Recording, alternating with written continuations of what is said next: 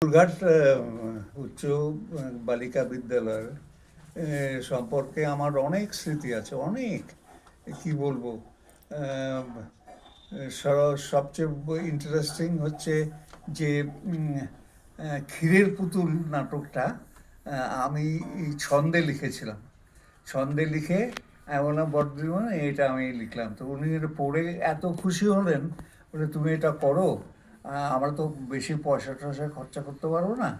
তা এই পুলক আর তপতি এই এই দুজনে মিলে এটা সুর করেছিল বিভিন্ন গানগুলোর। তো গোটাটাই ছন্দে লেখা আর কি।